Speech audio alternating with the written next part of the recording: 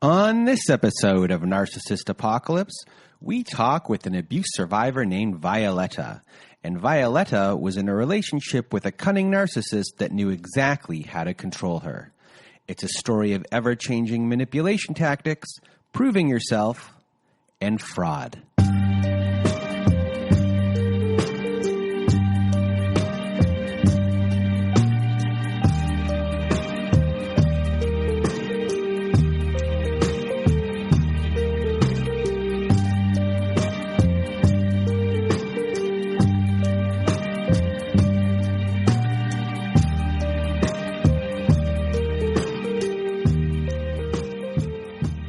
Welcome to Narcissist Apocalypse, a podcast that gives a voice to survivors of narcissistic abuse.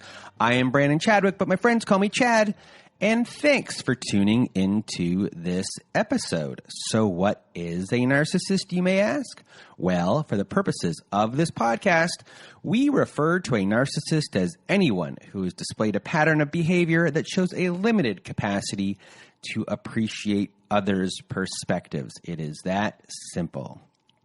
And now, before we get to our episode with Violeta, I just want to thank everyone in the Narcissist Apocalypse community for listening to the show and sharing your thoughts by email, Instagram, Twitter, and Facebook. Also, a reminder, if you have not left us a review on whatever podcast service you use, Spotify, Apple, Google, Stitcher, CastBox, etc., please leave us a 5-star written review as it helps out the show when it comes to rankings. Now, if you haven't been to our website recently, please do go there if you want to be part of our show.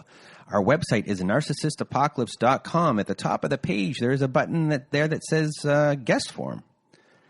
Be a guest on our show. Click that button, and you'll get to a guest form. You fill it out, and we will start the process from there. But another way to be part of our show is to be on our Letters to Our Narcissist compilation episode. And on the side of the page there, you'll see a button that says Send Voicemail at narcissistapocalypse.com. You click on that button. That button takes you to a recorder. You can record up to 5 minutes. If you need more than that, record twice, 3 times. And we are collecting Letters to Our Narcissist for our compilation episode, Volume 4. And if you do not want to actually read your letter yourself, you can send us your letter at narcissistapocalypse@gmail.com, and myself or my old pal Melissa will read your letter for you. But what else is going on at narcissistapocalypse.com? Well, we are now offering high-conflict parenting courses, and that can be found at narcissistapocalypse.com/courses. Yes, we have partnered with an online parenting company called Online Parenting, and the courses they have created are mostly created by a man named Bill Eddy. And if you've listened to our episode last year with a divorce lawyer named Helen, you'll know that Bill Eddy is an expert in dealing with these individuals in court, and he's now helped create many parenting courses to help you through divorce and to help support your children too. These courses are the most widely recognized courses by family courts across the country. So if you want to support the show and are looking for guidance too, please do go to narcissistapocalypse.com/courses. And what else do we have here before we start the show? Before we start the show, our Patreon. Everyone, we have a Patreon. If you want to help support the show even more than you already do, go to our Patreon at patreon.com/narcissistapocalypse. On there, we have episodes that never made it to air, follow-up episodes with former guests, and much, much more. We posted this week kind of an episode on there. We'll eventually be making it into a main roster, a main focus episode. And the people on the Patreon are going to help us come up with ideas of how to form that episode. And we'll be starting a campaign to help someone in the future with an issue that they're having. And we'll be doing a letter writing campaign to help these people out. And what else do we have here? What else? I think I'm just going to almost get out of my way and your way. I have one last thing to say. There are a little bit of sound issues in this episode, so please forgive us. There's some pops and things that I couldn't get out from the cell signal that was going on. And so I do apologize. I profusely I am right now. So hopefully you can make it the whole way through. I think it might be a lot better than I think. I've just been listening to this episode a lot while doing the editing. And now, that's it. I'm going to get out of my way and your way. Here is my episode and interview with Violeta. Welcome to Narcissist Apocalypse, everyone. This week with me, I have Violeta. How are you? I'm doing really well, thanks. How are you? I am doing well. We just had a storm here. We needed it because it was blazing hot and the humidity was off of a chart. And I am now talking to you. Unfortunately, we are talking to each other, but you're here with me today. I'm happy we are going to talk, and I'm just going to get out of my way and your way. Violeta, the floor is now yours. Thank you. So just a little background about me. I'm the youngest of 6 kids, and it's a mixed family in the sense that both of my parents were married and had children before. I'm the only one they had together. And my parents divorced at 4, but the divorce wasn't problematic for me. That was just my life. So I lived with my mom Monday through Friday. My grandmother picked me up, loved my grandmother, and we spent time with my dad. But my mother, although she provided for me physically and financially, was just very emotionally distant and cold. But I did get some of the love and the affection that I was looking for at home with my grandmother. So that was really great. But my mom was also just very emotionally abusive. Everything was kind of always about her, and I was very much always trying to please her and make her love me. And although that sounds a little bit negative, it had some positives in my life. So I'm an overachiever. So whatever I did, I had to be the best at it. Always made a lot of friends, really, really outgoing. And I never really internalized it. What I realized I did was I was coping with it by excelling and never really dealing with it. But it didn't really seem to be much of a problem until I met my narcissist. And I actually met him when I was at the gym. I had just transferred to the gym near my office because I had moved. And I was on the Stairmaster, and he immediately walked up to me. He was a trainer at the gym, and I looked down at him, and he's physical perfection, and even down to the haircut, and it actually really put me off. And he immediately set off my intuition, like this is not somebody to get involved with. But I entertained the conversation very briefly and kind of just dismissed him politely because I wanted to finish my workout on the Stairmaster. It's not really something I can do and talk at the same time. But he found me again at the gym the same day, the same workout, and talked to me a little bit and kind of found him arrogant. Wasn't really the kind of person I'd be interested in, although he was very interested in me, and just tried to brush him off, but he was so insistent on getting my number. And I thought, if that will get him to leave me alone, I'll give it to him with the caveat that I'm not looking to date anyone or to be with anyone or anything like that. At the best I could offer, like, should things go that way, is that we could have a platonic friendship. And he took that, and we didn't really talk too much at first. It was just sporadically. He would always stop over and say hello at the gym. But again, I wasn't really into him in that type of way, but he was extremely, extremely persistent. And so one day he actually was walking me home from the gym because I worked and lived in a very small, like, radius of this little area. And we had this conversation, and he opened up to me and he started telling me all of these things about his hopes, his dreams, his aspirations. And a lot of those mirrored mine, or things that I had already accomplished or things that I was working on. And it was on that walk that I remember there was just that moment where I was like, okay, maybe he's not so bad. Maybe it wasn't fair of me to judge this book by the cover. And maybe I was biased and just automatically judging him by the way that he looked and alleged intuition I had about him. But even so, we just engaged sporadically, completely platonically. And until one night he invited me out to a concert. And this was probably the first big red flag that I ignored, but we're still just friends. But he specifically told me what he imagined me wearing, and had very specific ideas. And I was really put off by that. I'd never had someone tell me what they wanted me to dress, how they wanted me to look, and I couldn't help but notice that it was nothing like the way I generally presented myself. And so I actually lied. I told him I had a migraine, so I'm a migraine sufferer, and that was that. And he was pretty upset that I didn't want to go with him, and he had all these great ideas about how wonderful the night would go. But again, he kind of just faded into the background. But I still see him at the gym, and he just kind of grew on me bit by bit, just kind of broke down my walls a little bit. And one day, I thought, you know what? I could give him a shot, and we could always have something casual, and everything has to be a relationship.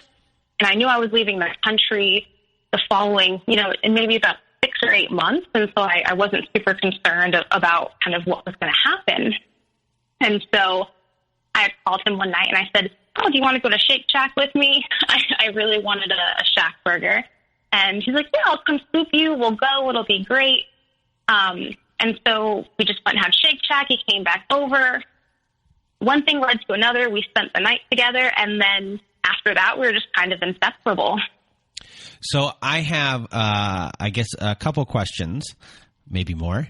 When it comes to his future plans and what he wanted, were you giving hints of any of that before he disclosed that information, or was that just really what he wanted himself, or at least projected at that time? Actually, as I look back, he just mirrored what I had told him. And so when I'm passionate about things, the things I love they always come up. So I love traveling. When he said, "Oh, I really want to travel. I just got my passport. I'm learning Spanish. I speak Spanish as a second language." So at this point in your relationship, the mirroring happens, and you're giving him a chance. He's growing on you. Was there any specific point where you were where you said, like, "I'm hooked," or that you believed like he had a hold on you at the beginning? God, yeah, I think I was just kind of initially hooked like that night, and not that 6 months, but he was just like so passionate. I'd never felt so like seen and wanted by someone, because he's just no holds barred, and that was just a really incredible thing. And then after that, we saw each other every single day. He started FaceTiming me constantly. I hardly ever used FaceTime, and he'd want to be on FaceTime with me even when I'm at my office. So luckily I had my own office. He'd be propped up on my desk, and even if we weren't talking, even if he was working with clients or something, he wanted to be there. And that was probably the first time I was pretty uncomfortable with that, actually. I didn't really enjoy that. That's not my style. But he was so insistent, he would get very offended. "Oh, are you trying to hide me? Oh, you don't want to see me? Well, what does it matter if you're doing work anyway? I'm not really interrupting you, But then that became normal. And so it just became a regular part of my day that if I wasn't with you, I'd be on FaceTime with you. And then, he'd come over a lot of nights of the week. At that point, he lived at home with his dad. So that wasn't an option for me to go over there, but just very attentive, always wanted to spend time with me, was always available to me, always wanted me to meet his coworkers, come over to the office. And so it happened really, really, really quickly because it was just so intense. So when he would do those wanting to FaceTime and everything early on, and your hands probably went up, okay, this is not normal. At a certain point, did you say he just loves me or something along those lines, like that you're mistaking control for love? That's exactly what was happening, and yeah, and so I just thought it's nice for someone to love you this much and to be this crazy about you. Isn't this what everybody wants? So, we he got me hooked, and then we started spending all of this time together. And in some ways, it was really wonderful. He was different than anyone else I'd ever dated. He was also very different than me, just very outgoing. And it was actually kind of really wonderful at first. And looking back, we had some really just wonderfully sweet and like romantic moments. And out of nowhere, which I thought was really bizarre because he didn't really make enough money to just whisk someone off on a trip. But he, out of nowhere, said, let's go to this all-inclusive in Mexico. And I said, I actually recently just went. It's not really something I'm looking to do. And I'm actually going to be traveling a lot next year, so that's fine. But he said, well, that's kind of disappointing, but I got us a trip to Mexico. And I thought, wow, that's cool. And you don't have a lot of money. And so this is a really big deal. Like, here's somebody who is investing whatever they have to try to take me to go do something really fun. And even though he didn't consult with me about the date, I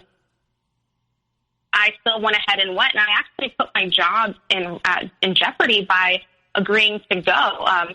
It was a time of the year that's really busy. I was the only person in my function, and I reported directly to the CFO, so I had a very important role.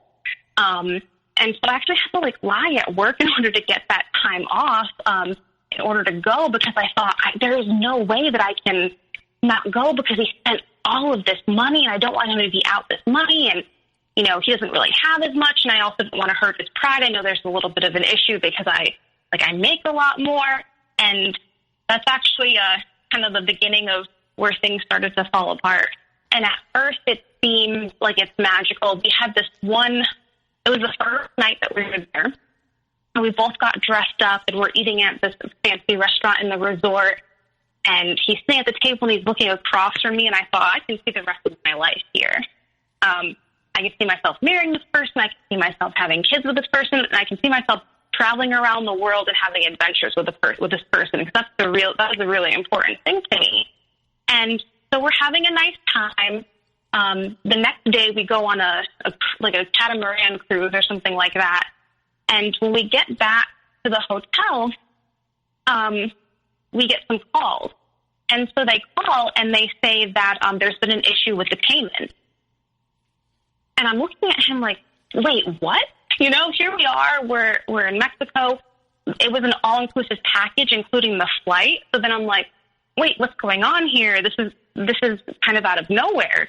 And he's on the phone with them, and he's acting confused, and he's rereading his card number and having a conversation with them. And I'm very type A, so I'm kind of concerned, and I'm thinking, we need to fix this, and we don't want any issues in a foreign country. Looking back, I was really calm about it. And I thought that was weird. So I got on the phone with them, and I just wanted to understand, and I wanted to help him. And essentially what they were saying is that the credit card was was rejected, and could he give another card? And he's like, well, no, they took the money out of my account, and so it's not there. I thought, oh my God, this is awful. This is terrible. And I said, okay, well, maybe we should just leave. I'll put us up in a different hotel, that's by the airport, and we'll fly back the next day, because something didn't sit right with me. I could have easily just covered the resort, but there was something off, and I didn't want to be there anymore. Yes. And then I was really confused. Yes. So what does that mean that their money was taken out of the account? It's not there. Right. And so he's trying to tell me that he can't go ahead and just give them his card and pay for it, because what he is saying is that the third party he went through did take the money out of his account, through the card. Okay. And then the hotel's saying they didn't get paid. So he's trying to act like something, he's being victimized here or something. Okay. But what was very off to me is anyone else who was experiencing that would be somewhat panicked. They'd be worried. They'd be on the phone with the credit card or the bank and the company they went through and trying to figure this out. And so that's why I said, you know what, I'm just going to get us another place and we'll leave tomorrow. And so we're at this little rundown hotel near the airport in Cancun, and things just feel off. And And I'm talking to him, and I just say, this doesn't make sense to me. I don't understand. And I had already purchased the flight, both of our flights for the next day and whatever else. And that's when he comes and he tells me that he used credit card fraud to buy our trip. And so I was devastated. I was like, how could you put me at risk like this? You used, my name is on one of the tickets. My name is on, the reservation for the hotel. This is really irresponsible. Especially where I'm at in my career, I can't have any of this going on. I travel a lot. I don't want to be flagged. I just don't want any issues. And he told me it wasn't that big of a deal. He had done these kind of things before. I should be grateful. Why didn't you want to just stay in Cancun and have a good time anyway? We could have just gone somewhere else. He had other credit card numbers that he could have used. And my head is spinning. And at this point, I think, I'm never going to talk to him again after this. But I'm just going to stay cool in this hotel. I'm not going to make a big scene because now I don't know what you're capable of. And now I'm concerned. So the next day, we're at the airport and he goes, God, I can't believe you. We should have just stayed. Like, you're really unreasonable. It's not that big of a deal. And I said, if it wasn't that big of a deal, then you would have just come out and told me how you got these tickets. And you also told me as I stressed out about my job and actually got into a little bit of trouble at my job for taking this time off. Even though I was dishonest about it, they still didn't appreciate that I had to go, even though there was allegedly some type of emergency. And you just would have been honest about it. And you also would have allowed me to make the best decision for myself and not put my career at risk. And so once we got back to the States, I told him it was over and I didn't want to see him anymore. And I didn't want to be involved with someone who would put me at risk, in their criminal behavior. And I'd like to tell you that's where it ended, but we wouldn't be on this call if that were the case. So, at this point, for people listening, a big part of him, it seems, and I'm sure for everyone, is persistence. Is that kind of a big thing?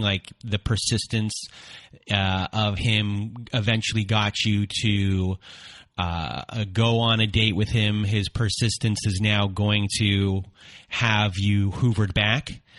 That's exactly it. And that's what I like to tell people if they feel shame or guilt about what goes on in their relationship with their narcissist, is that when someone is so persistent, it doesn't matter what background you are from, what economic situation you are in. You could be you could be a Mensa type person, and for you, you're doing very well. You're an achiever, but when someone is persistent, it doesn't matter who you are. Persistence pays off, and when it comes to a person who's up to no good, it's gonna ruin someone's life. And for you, you're now in the middle of it, and you just don't know it yet. Exactly. Actually, he's a really good salesperson, and one of the things he said is, I forget what the percentage is, but a certain percentage of yeses originally start out as no's. And so narcissists are really good. The no to them is just temporary. It's just temporary. Unfulfilled yes, An unfulfilled yes. That's an interesting little two words put together right there. So I interrupted again. I apologize. Continue. So, and this is actually where things really went off the rails, because I had broken up with him, and narcissists do not take that very well. And so then he really was showing up at my house every day with flowers, all of these long messages about how sorry he is, that he would never put me in that position. He really just wanted to impress me. I'm well-traveled, I'm educated, I have a great job, all of these other things. And I bought it. I also bought it a little bit, too, because I had always dated really kind of wonderful people overall who met me. who always kind of like left me better off than I was. And I don't mean, but they just care for you and they're good to you. And not everything has to be messy. I thought, maybe this is my turn to be that for somebody else. Because I always kind of avoided people who seemed like they would have too much to deal with or weren't actively like kind of working on themselves or in a different place. And so I was like, let me be that person to help him. And so when he hoovered me back in, that's when things got bad and he started treating me really poorly. I guess we're on to the evaluation stage. Yeah. And so one of the first things that happened is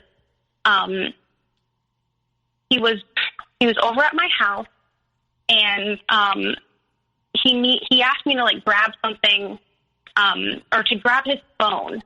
And when I did that, like a message had popped up.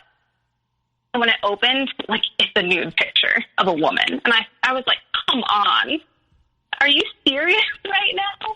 And then I started scrolling and then I saw that there's all these conversations in his phone in which he is dealing with other women. And I had no idea.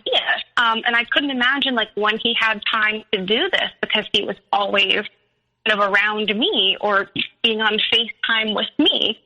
And so I kind of lose it because I'm like, what are you doing? This doesn't make any sense. Like, why would you do these things with me and put all this effort forward when you're doing this? And he was like, are you going through my phone? I was like, it literally just popped up when you asked me to grab it. And I was like, and why don't you have, your message where your stuff that you can't see your things? Like it clearly popped up. The phone wasn't like unlocked at first. And then I opened it and scrolled. And he said, it's nothing. I'm not doing anything with these women, but I'm an alpha male. We're hunters. And he's like, I really just like the chase just to see if they'd be interested. And that's it. He's like, but I promise you, I haven't met up with any of them.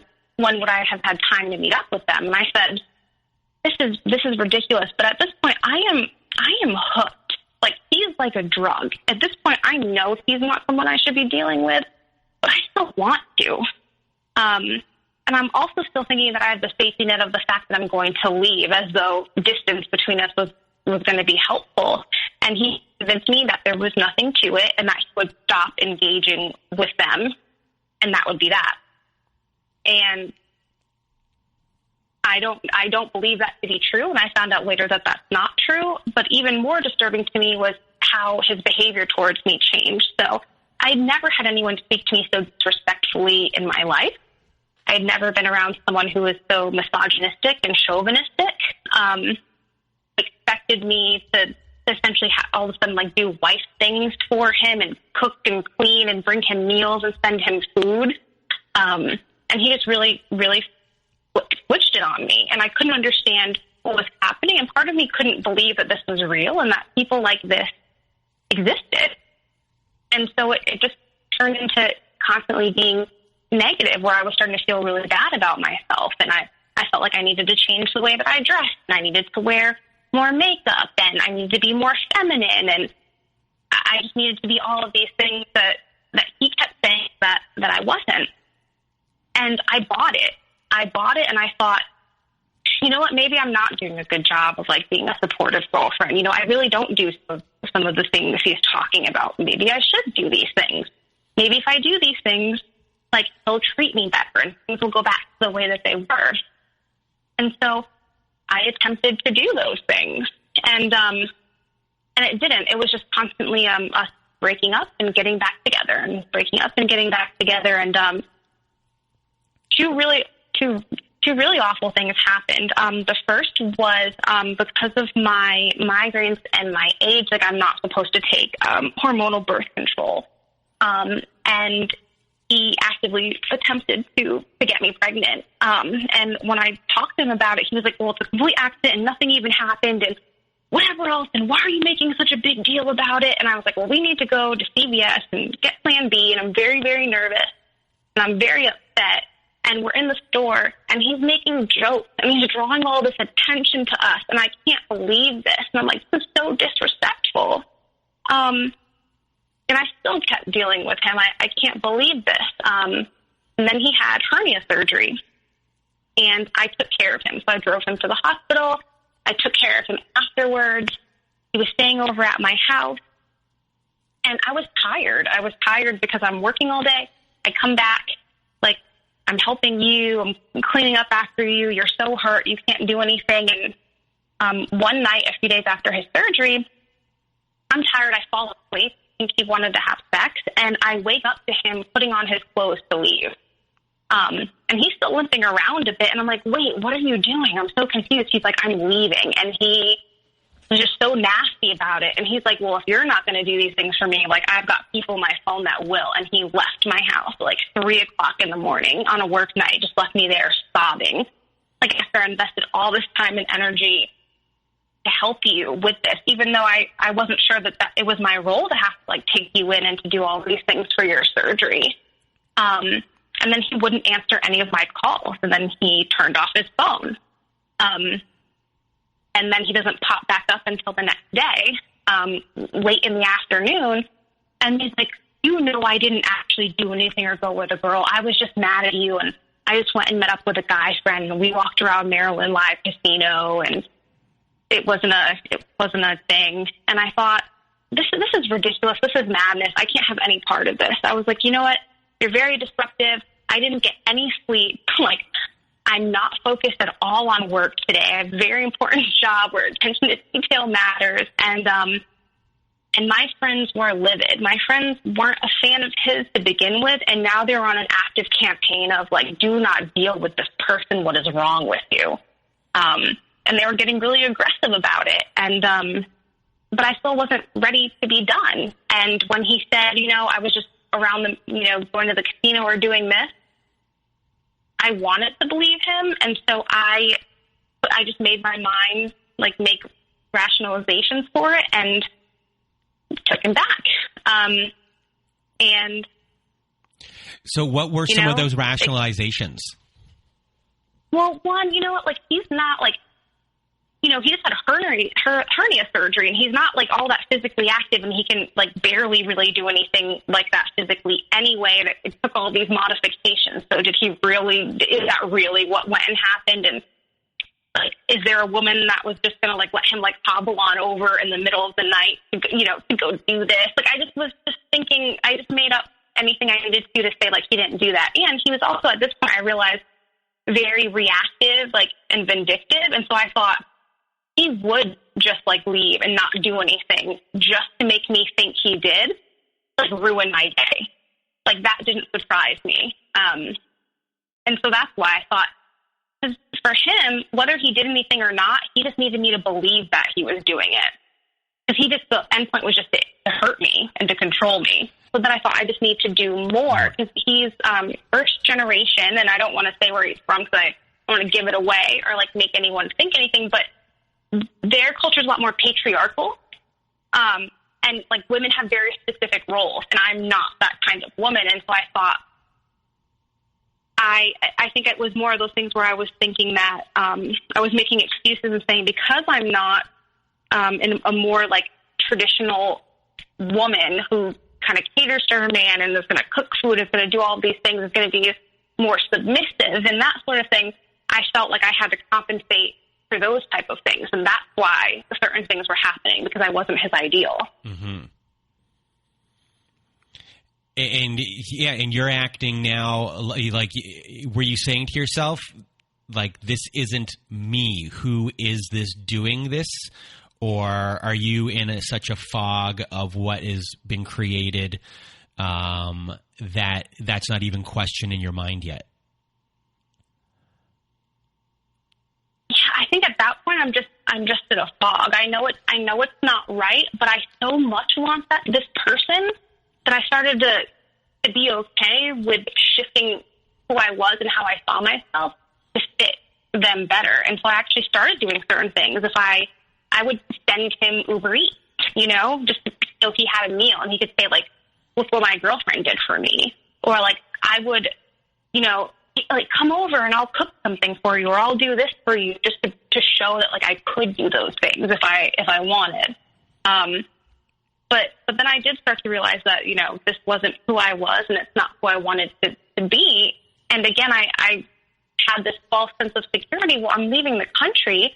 And at this point, I was going to leave the country in about 2 months, for 4 months. So I thought, you know what, I'll be okay. And the distance from this person, like, will be really helpful. And since I'm doing something I've dreamt about for the next 4 months, like, that's where my focus is going to be. And that was really naive of me, because I went overseas and he came to visit, and he was immediately mad at me that I didn't pick him up from the airport.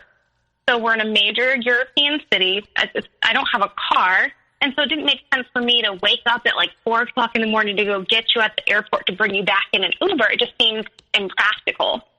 And so I said, hey, like, this is my apartment address. I was like, and I'll have, you know, little typical desserts from or, you know, breakfast pastries from this country and some coffee for you when you get here.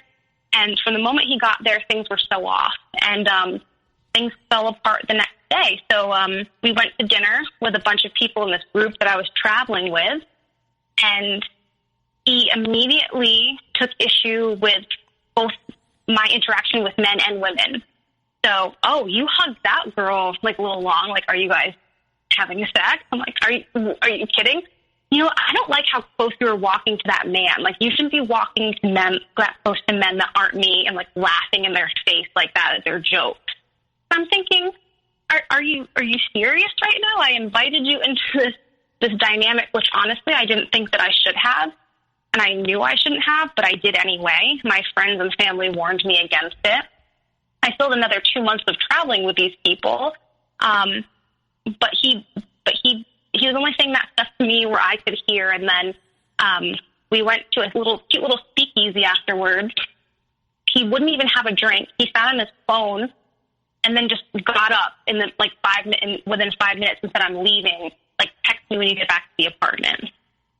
And just leaves me there and just kind of embarrasses me in front of my friends. And I thought this is actually it. Like, we're done for real time. And I go back to the apartment. I ask him to come. We have this full conversation. He cries. He tells me about how, you know, talking about how his mom dying at 16 has really affected him, and his dad, you know, not believing in him and thinking he's a loser, and just, you know, all of these things like coming up, and he's crying to me and like clinging to my chest and please, and I'm so sorry. And I said, no, you just need to go. Like, I need you out of my life. And those things, I'm sorry those things happened to you, but I can't live like this. Like, why do you behave this way? And I kicked him out. And his whole joke is to say I kicked him out of a whole country. And then, of course, I got hoovered, and then I hopped over to the next country he was in to go visit him, which was one of my dream countries and dream cities. How did he hoover you back this time? He hoovered me back because I felt like I was being a monster, because he opened up to me and told me all these things and cried to me, and I still pushed him away. Because in that moment, so when I did that, I saw the truth. But then because I had been gaslighted and so manipulated after he left, and I sat there by myself, I thought, I made a huge mistake. Was that the first time he used his past or the guilt of his past as a tactic? He had done it like once or twice before, but never to that level, because he was very, very macho. So he had never just turned on the waterworks like that before. And I was shocked. And do you feel that if he used the previous tactics that he used to hoover you back, those wouldn't have worked, but his plan of attack here was to switch the manipulation hoover tactic, and the constant changing is what kept on bringing you back because it was always shifting? Yeah, he was extremely skilled. And so, and he even told me later that, he had studied me a lot. Like, he knew where my weak points were. That a lot of kind of the day-to-day disrespect and things that he was doing was like testing and trying things out. And so that was actually really disturbing to hear later. But yeah, and he also said that I wasn't an easy person to do this stuff with, and that was actually part of the fun for him. Wow. Wow. And we'll get to that conversation. Okay. Yeah, we'll get to that conversation. Okay. But, yeah, and so I hop over to see him, and we're walking around the city I'd been dying to go to that I haven't been to yet. And he had already been there, and an ex of mine texted me who's just a really good friend, and nothing going on there, married, just to see how my trip was going. And he's like, oh, is that an ex of yours? And grabs my phone. And I'm like, whatever, I don't have anything to hide. And I said, well, give me your phone, because he was on it. And so I snatched his phone, right, just to see what he would do. And he lost it. And so I was like, no. I was like, and he didn't want me to look through his phone. And I was like, no, it's only fair. Like, you just scrolled through my WhatsApp. Why can't I do that for yours? And I said, you know what? That's fine. I shouldn't have come. I'm just going to go back to the Airbnb. I'll get my stuff. At this point, I'm ashamed of myself. I'm ashamed of my behavior. I'm embarrassed. So, I'm still entertaining this. But I did a quick scroll on his WhatsApp, right in front of him as he's in mine. And I'm like, are you kidding me? At this point, he had already asked, we're in couples counseling online that he was paying for because he wanted us to get better, but he's cheating on me, with all of these different people. And so at that point, I'm just I grab my stuff and I go to leave. And so he's like, I want the keys to the Airbnb. And I said, no, the Airbnb is in my name. I'm paying for it. You don't get to have the keys. I said, you can come back and get your stuff out when you're ready, and you can go stay in a hostel. I don't care. He chases me in the city. I was like, I won't give you the keys, because he tried to rip my backpack off. So I ran. So I'm running through the streets of the city. He is much faster, much bigger, much stronger. And he holds me up against this building, and I'm screaming because I don't know what he's going to do. And he's hurting me. He's hurting me, and he's intimidating me, and he's trying to rip my backpack off me. And these strangers come up, and they're yelling at him in another language, and I take off. And I go to the Airbnb. And I pack up all this stuff, and I put it by the door so when he comes, he can just take it and go. But when he comes in, or when I open the door to slide his stuff out, he shoves into the Airbnb. And so I run. And I run outside, and I'm trying to, get to the outside balcony because there's stairs to go on the side. And he takes me, and he holds me down on the ground. And he was like, you're mine. I don't know why you think you can just leave me like this, and you're going to embarrass me in the middle of this city like this. And I'm trying to, fight to get away, and he's just holding me in place. And I'm really struggling, but I'm not getting anywhere, and I'm actually, starting to hyperventilate. And he goes, just say I give up, and I'll let go of you. And I just stopped for a moment, and I thought, this is sick and twisted. And I was like, there's power in words. And the fact that you want to hold me down and make me say I give up to let me go is sick. And so I said to myself, we're going to say it, but we're done. I was like, this can't continue, and this is really twisted. And so I said, I give up. And he let me go. And then I went and I slept on the couch. If I woke up, I would wake up if he came near me, and I'd move somewhere else. And then the next day, I packed up my stuff, and I went to the city I was staying in, and I blocked him. And I didn't want to have anything to do with him. And I'm very proud of myself, but not really, because I only kept him blocked for maybe 3 months. And when I got back to the U.S., we reconnected. But at that point, he had moved across the country. So I'm on the East Coast, he's on the West Coast. And I thought, we've had some time, we've had some time apart. Maybe he's changed or he's grown. She never said any of that to me. This is stuff I was hoping for because I wasn't quite done. And whenever I would look at other people, or be interested in other people, if they weren't like him, I wasn't interested. And so we spoke for a couple months, and I ended up going out to see him. Have you told your friends what had happened on the trip? And if you did, after the fact, you probably did you tell them what happened on the trip? I did tell my friends what happened on the trip.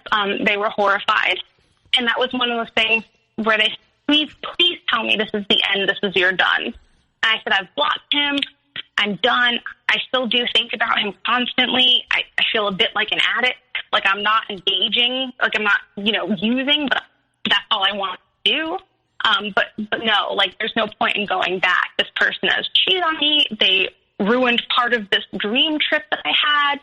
They've been using me. I can't, at this point now, I'm like, they've actually been physical with me. And I just didn't want any part of it. And intellectually, I understood that.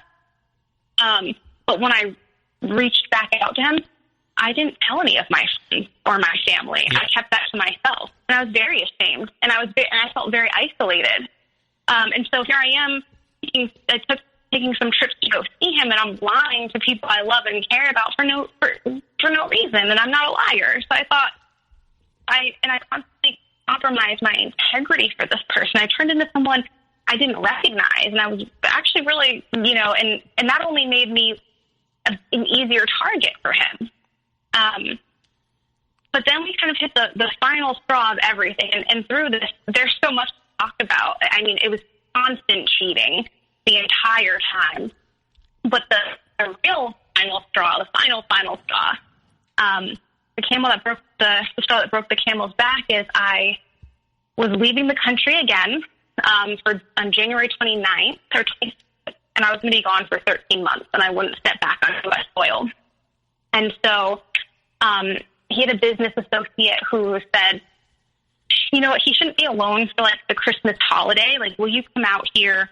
Like, we'll take care of your flight or whatever else. Because the one thing I did say to him is that I always foot the bill for everything. I'm just getting sick of it. You always want me to come and see you, and I always have to, like, I pay for the flight, and then mysteriously when I get there, I'm paying for everything that we do, and it's not fair. It's not okay.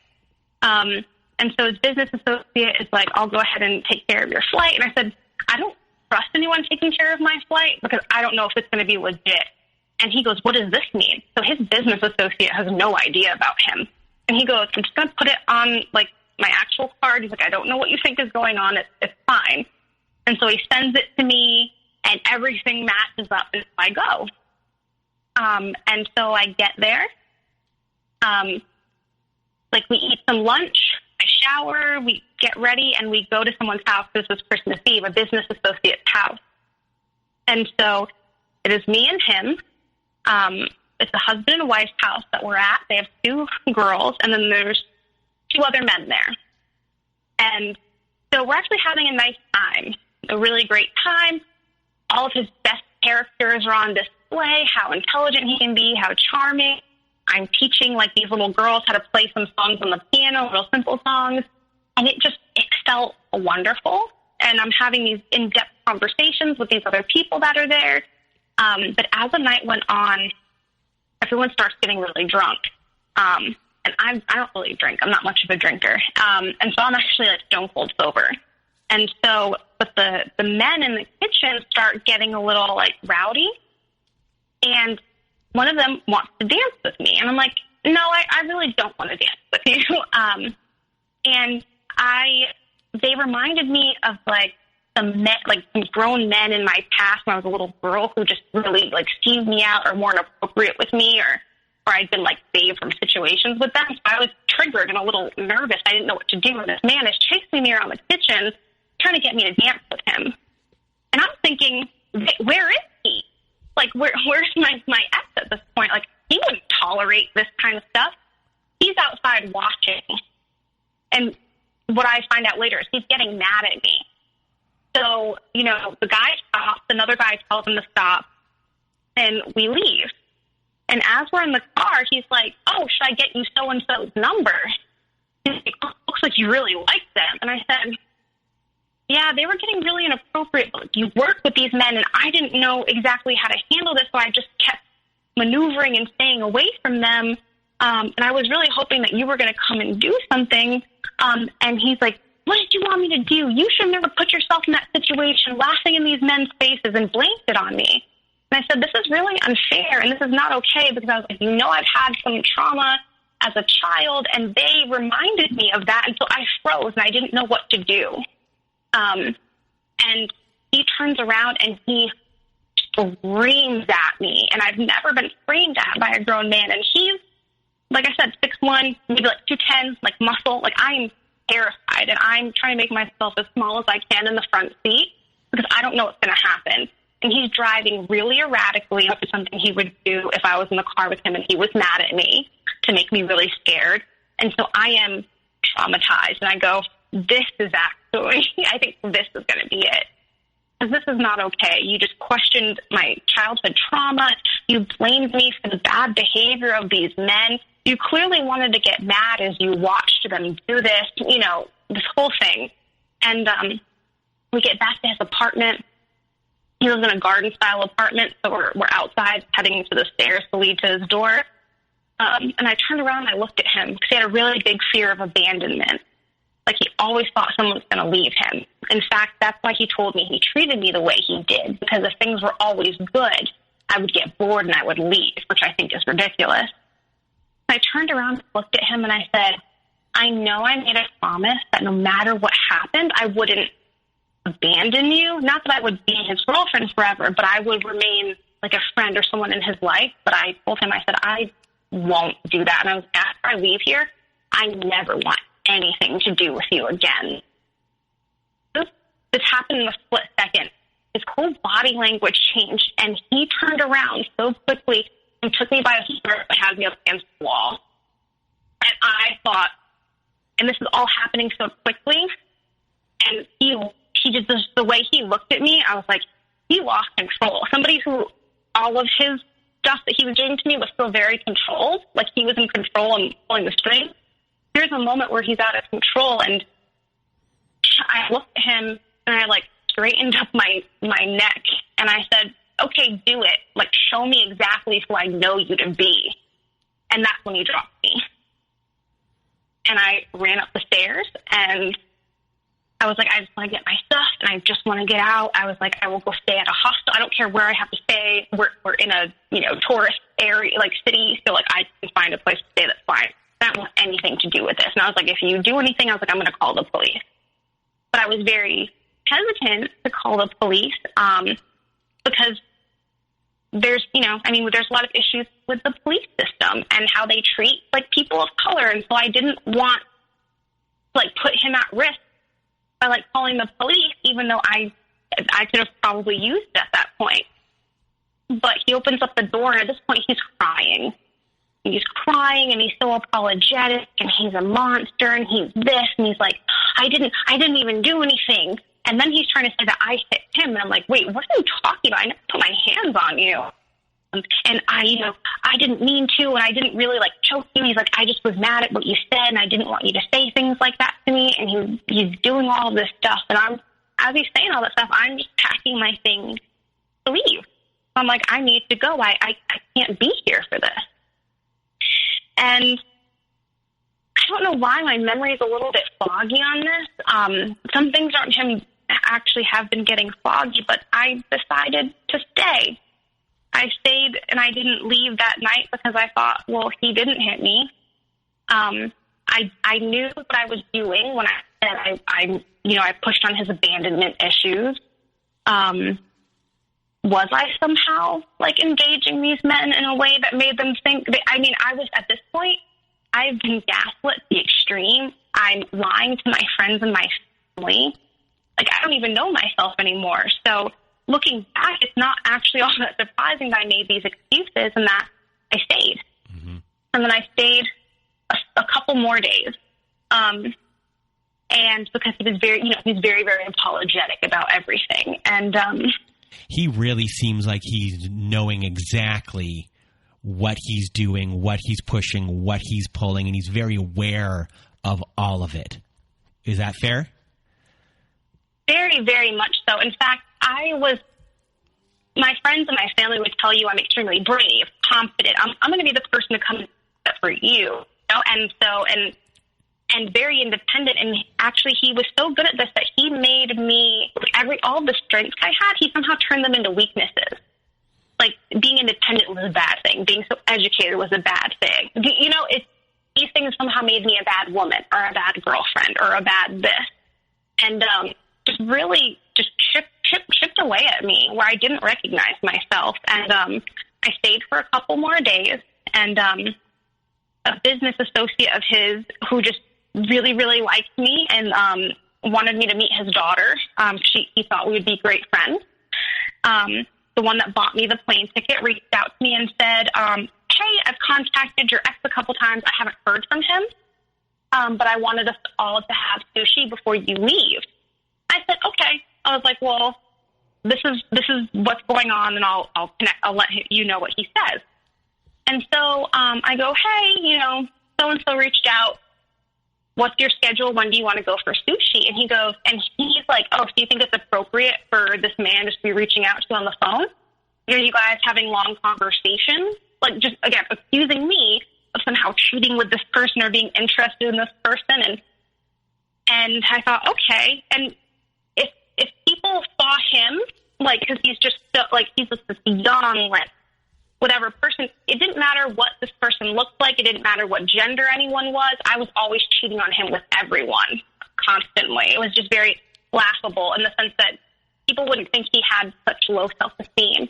And then he wouldn't speak to me after that. And he's treating me really badly. And I was just like, you know, I'm actually going to leave now because you said you were sorry about the things that you did. And now you're back to blaming me for it, saying that I invited this behavior. I was like, I can't stay here another day. And I told his business associate that that we weren't going to see him. I appreciated him flying me out here, and that I was going to be flying out the next day. I took care of everything, and I didn't need anything else, and that was that. And he goes, oh, is everything okay? And I said, you know, everything's fine. I said, I just have some stuff I have to, you know, get back home to attend to. And that was that. So at this point, I'm packing up my stuff. I'm getting ready to, like, go to some little, like, hotel by the airport. And I did. I went there.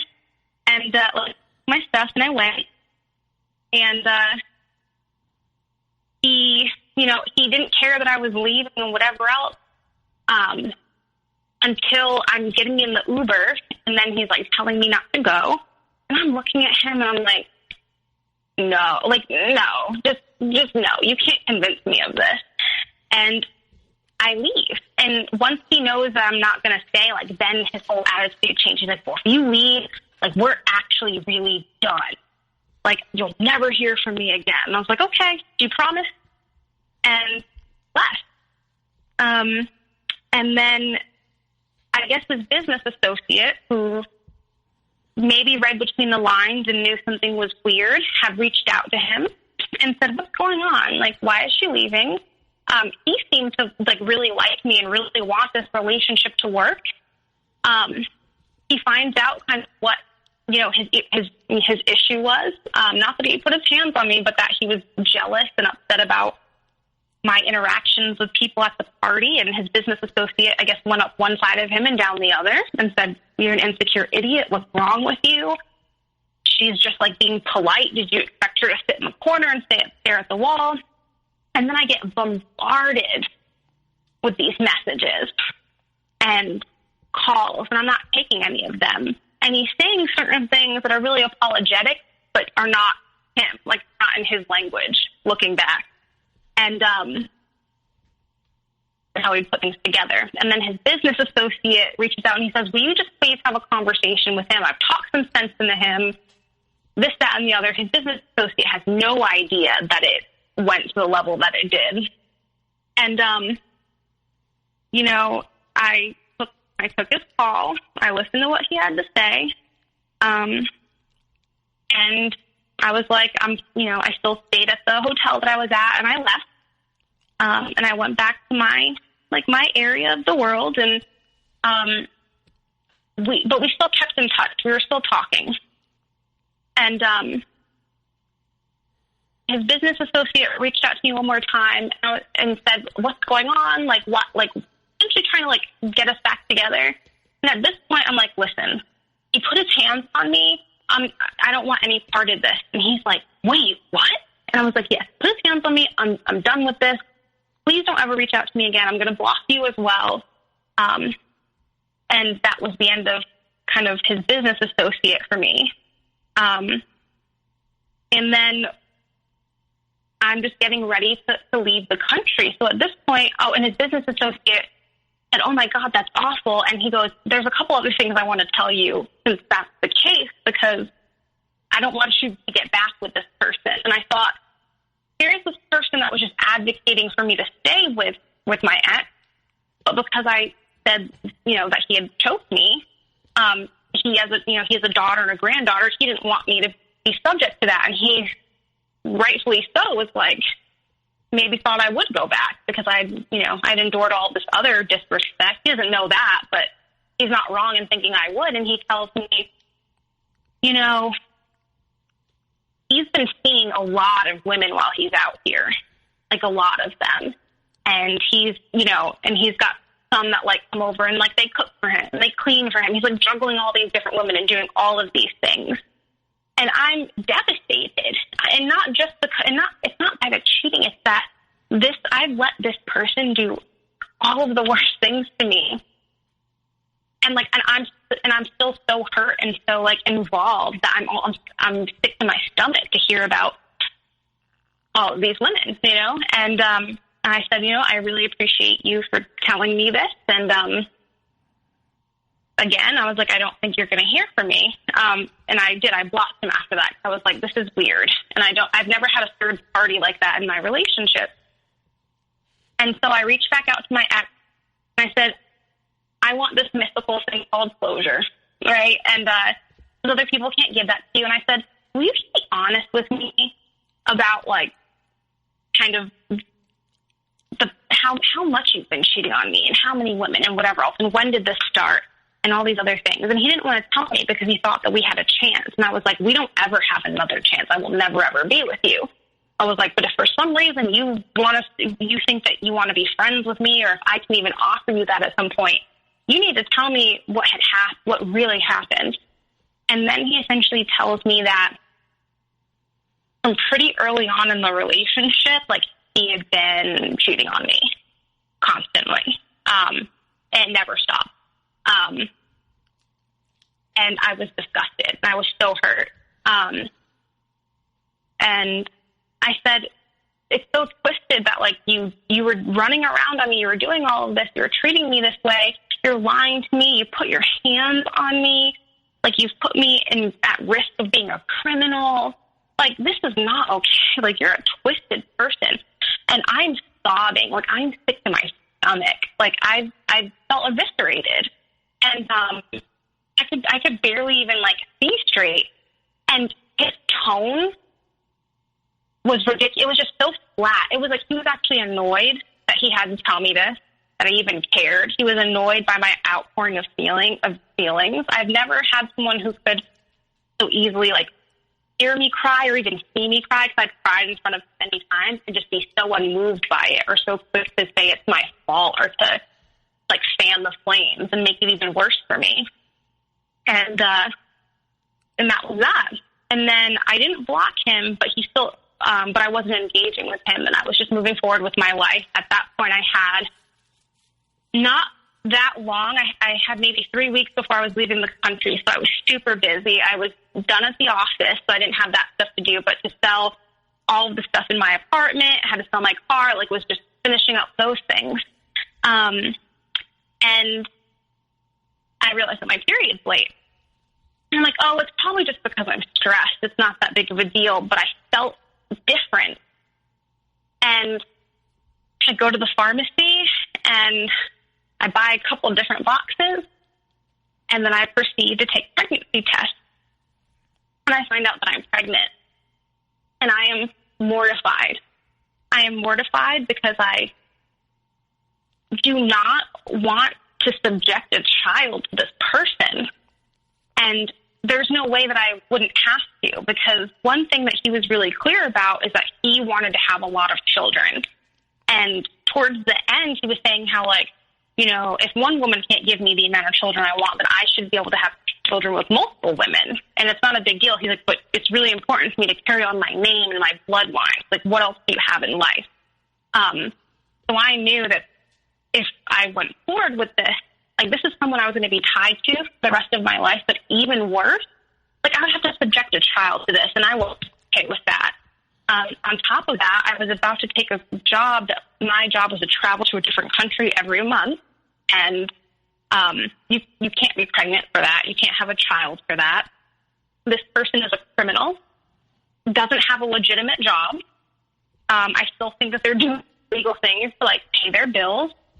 They've been violent with me, and this is not okay. And so I had to weigh my dreams. I finally attained this dream I've been working for my entire life, my literal dream job.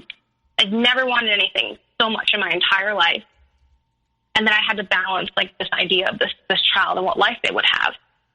And one thing that he told me was, if you ever get pregnant, you have my child, if you ever just disappear with my child or keep my child from me, I will kill you. I will have you killed. And he goes, I know people who will do that. He goes, so understand that just because I don't engage in that kind of criminal behavior, he's like, I know a lot of people that do. I absolutely believe that he would kill me if I ran off with this child. And two, I know that he knows people like that because he is a criminal. And even though he's doing more, you know, fraudulent stuff where they're, like, taking money from banks or credit card stuff, he's obviously connected to all these different types of people. And scared for my life. I was scared for the quality of the life that my child would or wouldn't have. And I knew that I couldn't go through with this pregnancy because so much had already been taken from me. And I just didn't have anything left to give. And so I knew that this is what I had to do. And so I made the appointment. I went, I took care of it. And for whatever reason, I felt like I needed to tell him. And I thought it was only, I don't know why. I don't know what my twisted logic was. Maybe it was just an excuse to reach out to him again because I was still in that cycle. And he had a lot of choice things to say about me and a lot of judgments. And I am sure you could imagine what those things are, like the most terrible things you could say to somebody who made the choice that I did. And I said, okay, well, that's all I wanted to say to you. You know, I'm done. I can understand why you're upset, but I just felt out of integrity that I should tell you. And that was the end of it for me. And as I'm finishing up, it was literally the last day before I'm leaving. So I had the procedure, like, knocked out, like, maybe 5 days before I had to get on the flight to go to this other continent. And he keeps blowing my phone up, and he reaches out to me, and I finally answer, and he's on FaceTime. And he has this look in his eye, and this energy is so different, and he's telling me everything I've ever wanted to hear in my entire life, like, from him, which is, he's a monster, he's this, he's that, he understands the error of his ways, he's been selfish, he's been all these things, but all the lies are out of the way, he's told me everything he's done, so we have this fresh slate, he wants to sell all of this stuff in his apartment and come travel with me, he's like, I understand that you're not someone that can be led, like that you're a leader, an independent person yourself. And he's like, I was always thinking about how a woman had to build me up. Maybe I can be the one to build you up. You know, you have a very clear vision and dream and you're successful. He's like, I need to approach the idea of relationship and everything completely differently. And I said, I don't know if I believe this. And it's really convenient that you're saying this right now, like with all, like, and you're saying all the right things. And it's literally the day before I'm leaving. And I don't know if it's like my sense of romance from being raised on Disney movies and this idea that, like, love is going to conquer all. And the idea that people can change, because I do believe that a lot of people can change.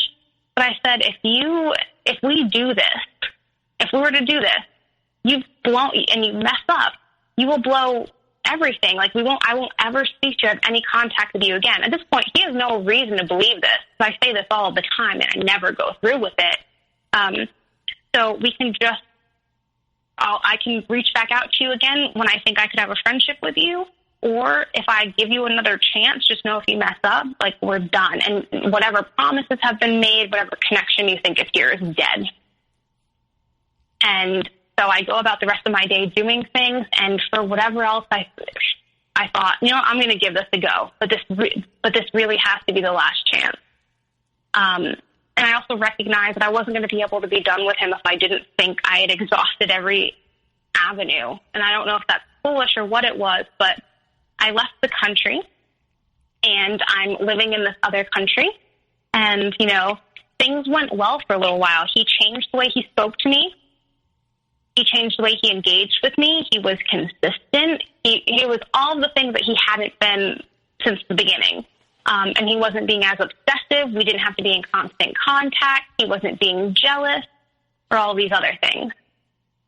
And then one night, this is so weird. I woke up, and I woke up really early, and I go, he cheated on me. And I had a lot to do that day, and my position, I interfaced with people all day and, like, did all these things, like, all around the city we lived in, so I wasn't free. But when he finally gets me on FaceTime, you can tell the energy's off, and he goes, what's wrong? And I said, something happened, and I need you to tell me. And he's like, you're crazy. You're literally insane. I said, no, I don't know, but, like, I feel something, and I can tell. And he just quickly wanted to get me off the phone, and he did. And then he calls me when I'm back at my apartment. I'm by myself, and he goes, I want to tell you something. I go, oh, God. And he goes, I can't understand how you know. This is really uncanny. Like, are you a witch? And I thought, no, absolutely not. I don't know what it is. I just happened to know. And he told me that he had reached out to an ex-girlfriend of his that lived in the city that he's in. And he reached out to her like maybe a couple weeks ago, or a week or maybe 2 weeks ago. And he was, you know, trying to build back up with her because he was about to get evicted from his apartment and he needed a place to stay. And he wanted to see what her apartment was like and if she would be open to him essentially hoovering her, right? And he's like, you know, one thing led to another, but he was like, how was I supposed to convince her to, like, open up her house to me if I didn't sleep with her? And I thought, this is disgusting and twisted, and I just can't. And so I said, what is wrong with you? And why wouldn't you reach out to me for help? Why wouldn't you tell me that you were about to get evicted, but I thought you were selling all of your stuff to move out of your apartment? You could come travel with me. And so at this point, it just blew everything up for me. And I said, you know what? And I was like, I'm done. I'm really, really done. And then he tried to blame it on me. He tried to say, well, if you didn't bring up her, then I wouldn't have done this. And I was like, what are you talking about? He's like, well, you recently mentioned her. And I said, I mentioned her because we were having a conversation. I was just telling you that I was still having trouble trusting you and that some of the things that you've done, like, still very much impact me. And he did everything he could on that call to, like, fight me and get me not to block him. But that's when I did. And I haven't been in contact with him since, and that was 4.5 months ago. Wow. Well, first of all, thank goodness you're out of that. And I mean, we deal with certain types of people on the show, but he's a real criminal in every way. Yeah. In every way. Like, criminal psychologically with you, a criminal in the real world. None of his work is on the up and up in any sort of way, and it's just he lives a life of deceit in every way. He's not honest in any way in his life, and he's constantly frauding and manipulating no matter what it is. People, absolutely. Work. So for you, who has gone through all of this, through the psychology of everything, you are not the same person you were when this began in any way, shape, or form. Where do you begin, and where did you begin on unraveling what had happened to you, unraveling what has happened to your mind? Where do you begin to even deal with what has happened? Pretty quickly on, I happened to be on Instagram, and this is even while the relationship was going on, like towards the end, and I saw things about narcissistic personality disorder and narcissistic abuse and narcissistic sociopath. I actually changed his name in my phone to that because I wanted to be reminded of what he was, and I really did want to break away. But just reading about narcissistic behavior was really, really helpful because I understood that it wasn't me. There was nothing wrong with me. This is something that these type of people do. And to see what happened to me laid out so clearly, like in these kind of really vague posts, was healing in a way. At first it hurt because I really wanted to be special and I didn't want to be just a source of supply. But it was very clear that I was that. And so as I read, more books, and it's not like I'm a narcissistic expert by any means, but I feel that way sometimes. It was so clear what he was doing to me. And he also even told me in no uncertain terms before, I said, why don't you find somebody who's the way that you want them to be, or is okay with completely submitting to you and doing whatever you want them to do? There are people like that exist. And he goes, that's no fun. I'm not attracted to people like that. It's more fun to find somebody that's like strong and essentially to systematically break them down. And sometimes he'd say things like that, and I think he just had a dark sense of humor. I couldn't believe that kind of person existed, but they do. And so for me, watching those things, reading things, hearing other people's stories, and a lot of experts and my therapist said, write down all the things that he had done to you. And I actually really didn't want to do that. I didn't want to spend the time doing that. And I finally did, and it took up 5 pages front and back. And that was really disturbing. And if I ever feel like I want to go back, which I haven't, but if I ever feel a little bit lonely, I'll like just crack that thing open, and I won't even do an actual read. I'll just like glance over one page and I think I'm done. And then I also found some really great affirmations.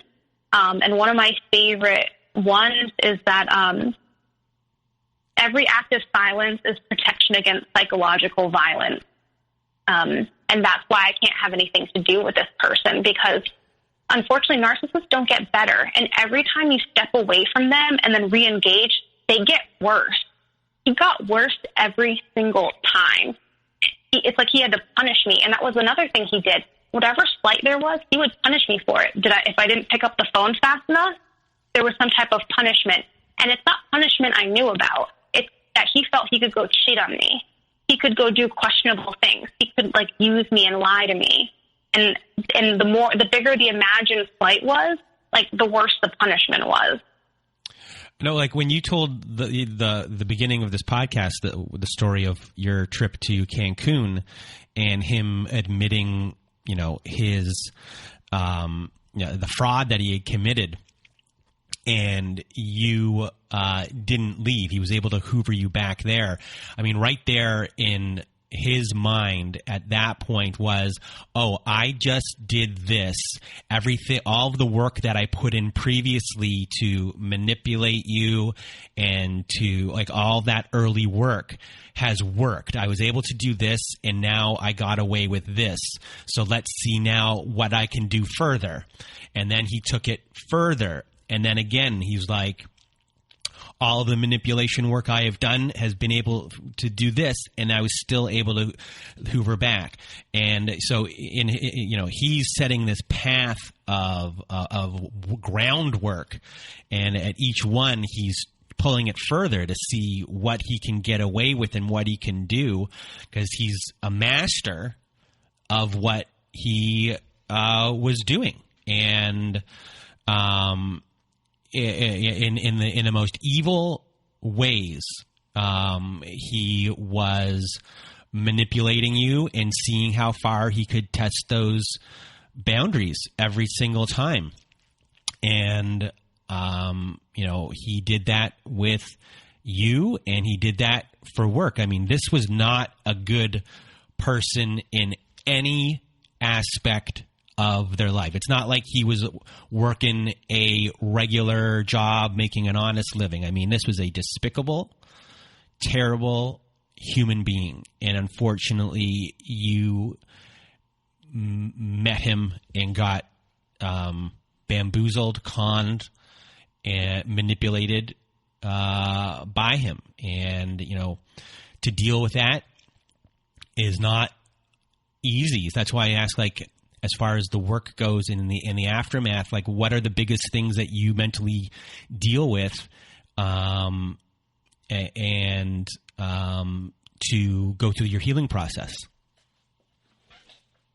So in some ways, and it's recovered, but at first I just thought, is everyone a cheater? Because he always told me that this is what men do. It's not, you need to fall in line or just understand certain things. I thought, is everyone a cheater?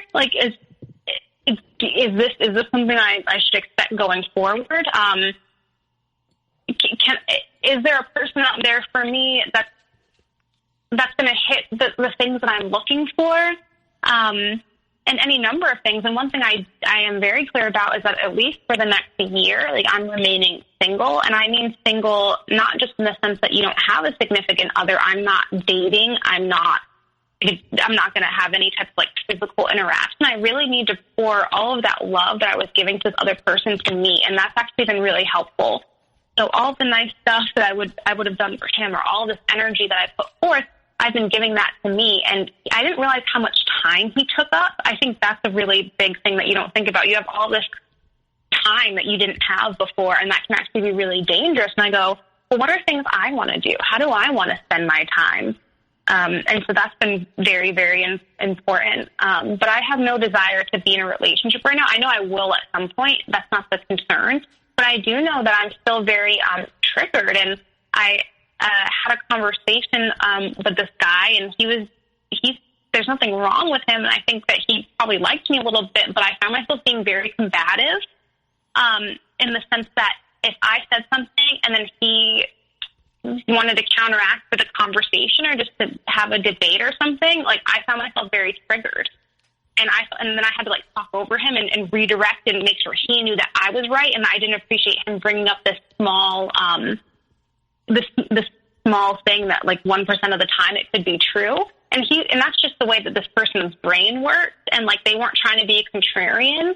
But because my ex had just always wanted to play devil's advocate, even about things he didn't believe in, just to screw with my head, I was there are certain types of conversations with men that show interest in me that I can't even have because I want to fight them. I want to go on the offensive, to make sure that they know that I'm not to be trifled with. So now within you started your healing process, you know kind of the direction in which you want to go. So for everyone who is listening, and what is, I guess, the biggest piece of advice or wisdom that you have for them based upon what you have gone through? One, you really have to trust yourself and understand that those red flags are real and they're not, don't push past them. And so it's really self-love and trusting yourself. There's a quote, and this is not verbatim, but it says, if you really loved yourself, those decisions that you're struggling with wouldn't be a struggle. And so that's really key. I wouldn't have had to struggle with so many of these things if I really loved and trusted myself. And so that's where I'm putting my focus and my attention to. And even just in the last few months, that's very apparent, especially in boundaries that I've had even with some of my friends and seeing my relationships differently. And this can happen to anyone. It is not because you're weak. It is not because you don't have anything going for you or you're not worthy. In fact, it's because of those very things that you're an appealing target. And not to be ashamed. Of course, you have to pick the right people to share your story with as you're going through it. but don't isolate yourself because that's what they want. And there's nothing to be ashamed of, because there are people in this world who know how to manipulate and use you. And if you're not that kind of person, if you have a good heart and you're empathetic, you won't understand that people like that exist. And you're willing to give people the benefit of the doubt. Well, Violeta, I want to thank you for being here with me today and sharing your story. I know your story is going to help a lot of people who have gone through the same thing or are currently in it and need guidance on their way out. So thank you for being here. And for everyone else out there who is listening, I hope you have a good night.